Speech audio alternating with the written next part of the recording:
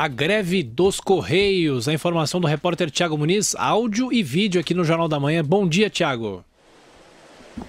Bom dia, Thiago Berrache, bom dia a todos. Eu falo da região central de São Paulo, perto aqui de uma agência da empresa de Correios e Telégrafos, mas antes de qualquer coisa, é bom dizer que chove por aqui, a chuva apertou nos últimos minutos, algo que nós temos ao longo de toda a cidade e que contribui para esse trânsito bastante complicado no dia de hoje que você acabou de destacar aqui na programação.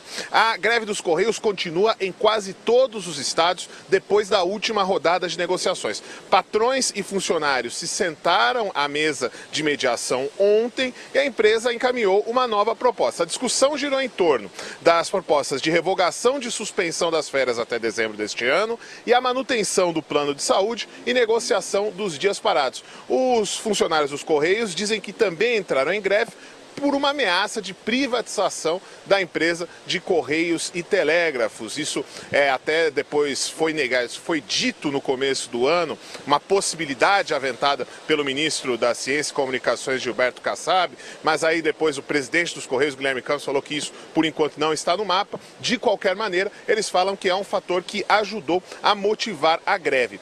A maioria das assembleias regionais vai ser realizada entre hoje e segunda-feira. Então teve a reunião ontem e entre hoje e segunda as assembleias. Segunda, por exemplo, é a Assembleia da região metropolitana de São Paulo. Por enquanto, apenas os trabalhadores do Distrito Federal e do Espírito Santo optaram por voltar ao trabalho.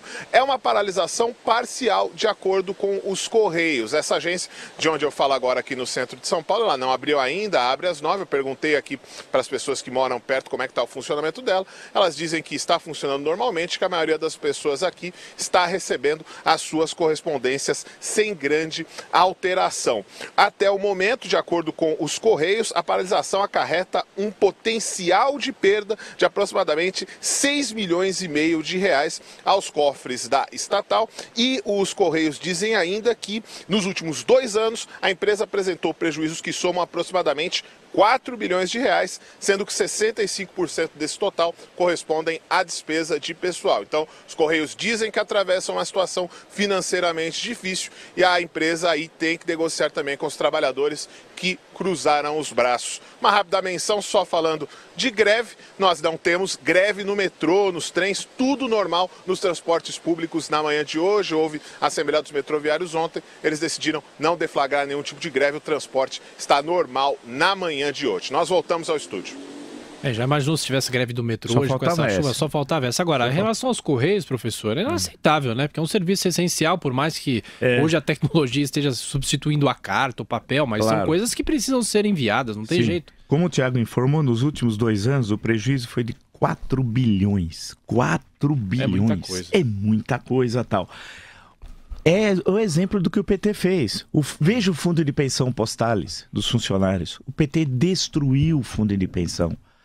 O pessoal hoje está obrigado recebe a aposentadoria e pelo fundo e devolve 300, 400 reais. Vários já me contaram isso, funcionários que ficaram décadas contribuindo, carteiros, tal. Ou seja, e a apuração disso tudo? A diretoria dos Correios apurou o que aconteceu lá durante os 13 anos e 5 meses dos criminosos do PT ali? Lembra da CPI? O mensalão começou aonde? Lá, nos Correios, né?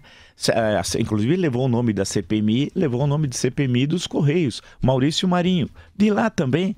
Então a questão que se coloca é que ninguém apura nada. O governo tem medo de mexer no passado. Sabe por quê? Em parte porque o passado está presente no atual governo. Essa que é a grande questão. Então, é melhor não falar nada. Os Correios só têm uma solução: privatização. Em um certo momento foi importante ser estatal, é verdade, a antiga empresa brasileira de Correios e Telégrafos, mas no momento não cabe continuar tendo uma empresa estatal nessa área. Deve-se privatizar. E lembrar, independente se tem reação de ódio, o PCO, o Partido da Causa Operária, tem muita influência nos Correios aqui. Inclusive uma sua dirigente, eterna candidata a deputada, a governadora, o marido a presidente, porque eles são donos do partido, né? E ela fala, inclusive, com um forte sotaque, né, interiorano, essa senhora, e eles têm lá influência nos coisas. Tem que acabar, privatiza. Não tá. E olha, o prejuízo que traz para todo mundo, hein? Gente aguardando correspondência, gente que vai ter que pagar juro, multa. Agora, a pergunta é, falando em multa, só para concluir, e as multas da greve? Foram cobradas? Foram pagas pelos sindicatos? Como é que ficou isso?